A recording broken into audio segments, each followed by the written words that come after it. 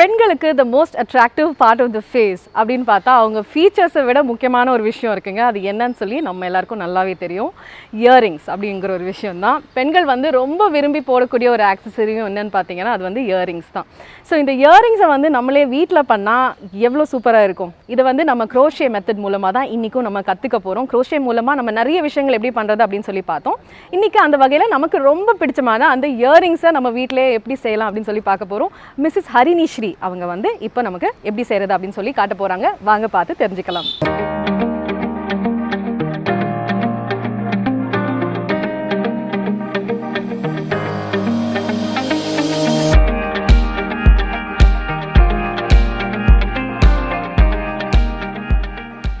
வணக்கம், என் பேர் ஹரினி ஸ்ரீ. நான் ஒரு ஹவுஸ் ஒய்ஃப். நான் மதர் இந்தியா crochet குவீன்ஸில் ஒரு உறுப்பினராக இருக்கேன். நான் இன்றைக்கி எடுத்துருக்கிற டாபிக் வந்து இயரிங்ஸ். இயரிங்ஸ்னாலே பெண்கள், சின்ன குழந்தைங்க எல்லாருக்குமே ரொம்ப பிடிக்கும். அதுவும் வெரைட்டியாக டிசைன்ஸாக எல்லாம் பண்ணுறதுன்னா அவங்களுக்கு ரொம்ப இஷ்டம்.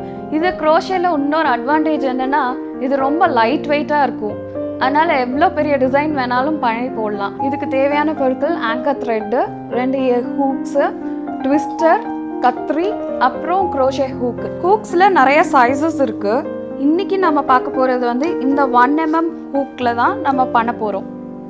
ஸோ இப்போ வந்து நம்ம இந்த கலர் எடுத்துக்கலாம். த்ரெட்டு ஆக்சுவலி இந்த ஸ்டிச் பேர் வந்து கிரானி ஸ்டிச் அப்படின்பாங்க.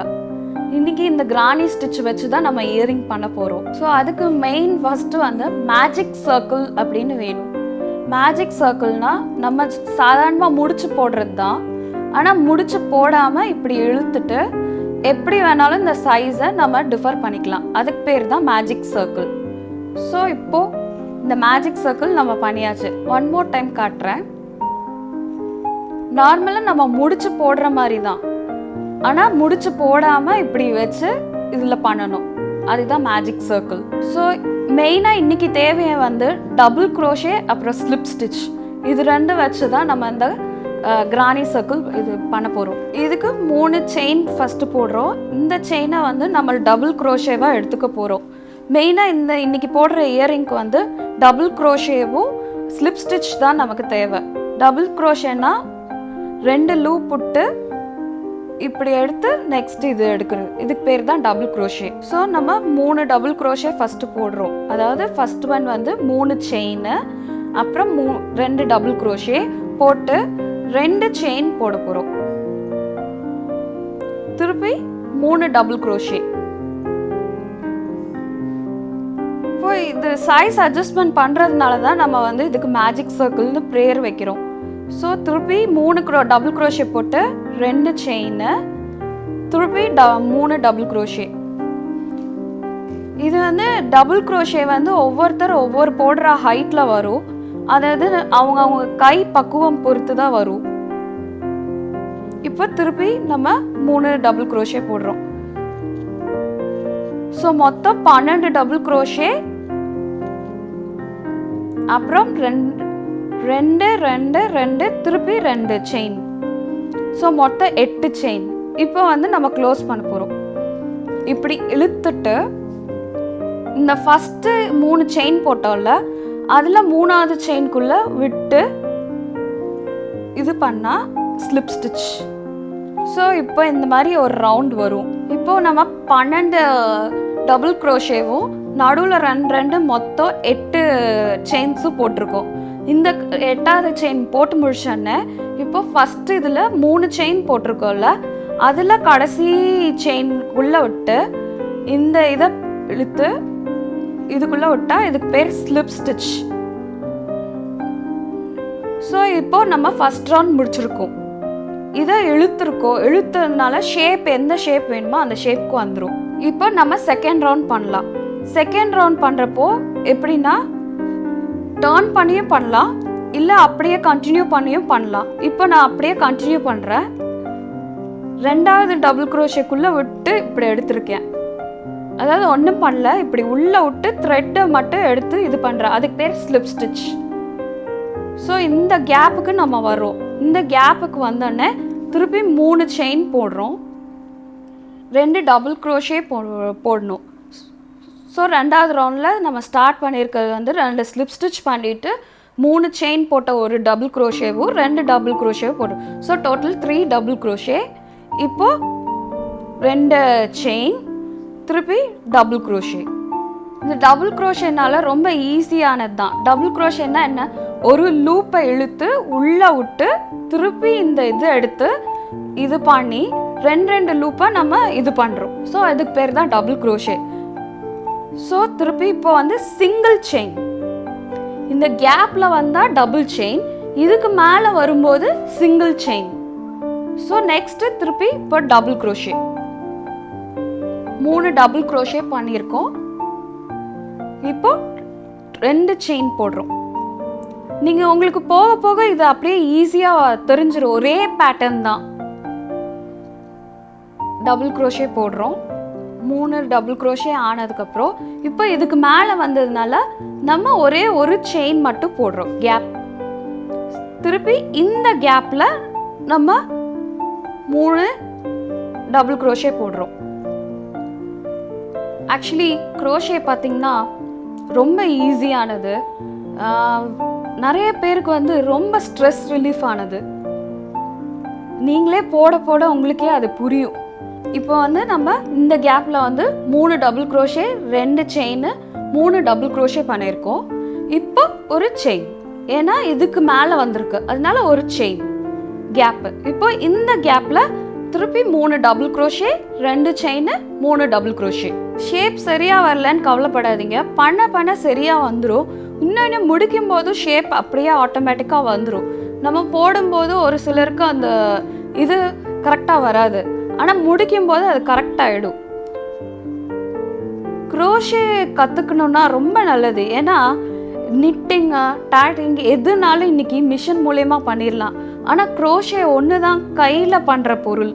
க்ரோஷே வந்து நம்ம செஞ்சு கொடுத்து இன்னொருத்தர் கொடுத்தா அந்த சந்தோஷமே வேறு. ஏன்னா நம்ம கையால் நம்ம செஞ்சுருக்கோம் அப்படிங்கிறது ஒரு மன திருப்தி வரும். இப்போது இங்கே வந்து இந்த கேப்பில் 3 double crochet 2 chain 3 double crochet போட்டிருக்கோம். இப்போ இதுக்கு மேலே வந்ததுனால நம்ம சிங்கிள் செயின் போட்டு இந்த செகண்ட் ரவுண்ட் முடிச்சிருக்கோம். இப்போ வந்து இதை ஃபஸ்ட்டு இதில் 3ஆவது செயினில் நம்ம ஜாயின் பண்ண போகிறோம், ஸ்லிப் ஸ்டிச் பண்ண போகிறோம். ஸ்லிப் ஸ்டிச் ஒன்றுமே இல்லை, இதுக்குள்ளே விட்டு இப்படி புஷ் பண்ணி இதுக்குள்ளே புஷ் பண்ணுறது தான் ஸ்லிப் ஸ்டிச். இப்போ நம்ம வந்து திருப்பி 2 ஸ்லிப் ஸ்டிச் போட்டு நம்ம 3rd ரவுண்ட் ஆரம்பிச்சிருக்கோம். 3rd ரவுண்டில் திருப்பி அதே தான். இங்கே வந்து 3 double crochet. So first starting வந்து 3 செயின் 3 செயினை ஒரு டபுள் க்ரோஷேவாக கன்சிடர் பண்ணிவிட்டு இப்போது 2 டபுள் க்ரோஷே போடுறோம். இப்போ இதுக்கு மேலே வந்ததுனால நம்ம சிங்கிள் செயின் போட்டு இதுக்குள்ளே 3 டபுள் க்ரோஷே மட்டும் போடுறோம். நீங்கள் கேட்கலாம், இது திருப்பி ஏன் டபுள் செயின் போட்டு இதுக்குள்ளே 3 டபுள் க்ரோஷே போட. இந்த சைடில் வரும்போது தான் 2 செட்டாக வரும். 3 double crochet 2 chain 3 double crochet.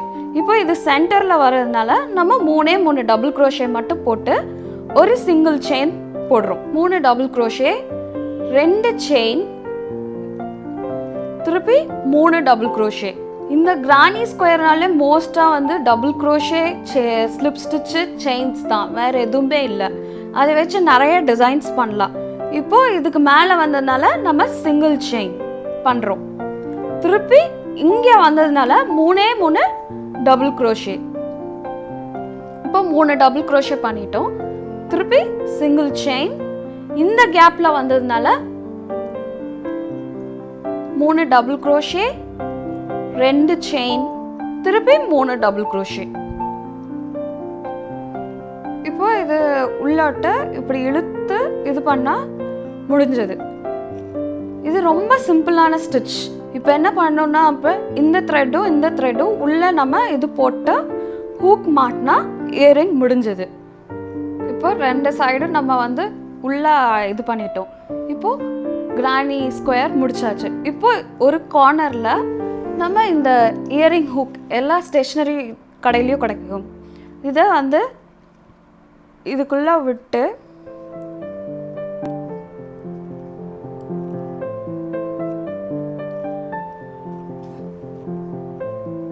இந்த ட்விஸ்டரில் வச்சு நம்ம இந்த ஹூக்கை திருப்பிட்டா அவ்வளோதான். இப்போ நமக்கு இயரிங் ரெடி. எவ்வளோ சிம்பிள் இந்த இயரிங், முடிச்சாச்சு. இவ்வளோதான் இயரிங். இதில் வந்து நீங்கள் பீட்ஸ் வேணும்னாலும் இந்த மாதிரி இது கிடைக்கும். அதில் பீட் அட்டாச் பண்ணிவிட்டு கீழே நம்ம தொங்க போட்டால் அவ்வளோதான். இப்போ இந்த இயரிங் முடிஞ்சது. எவ்வளோ சிம்பிள் இந்த இயரிங்.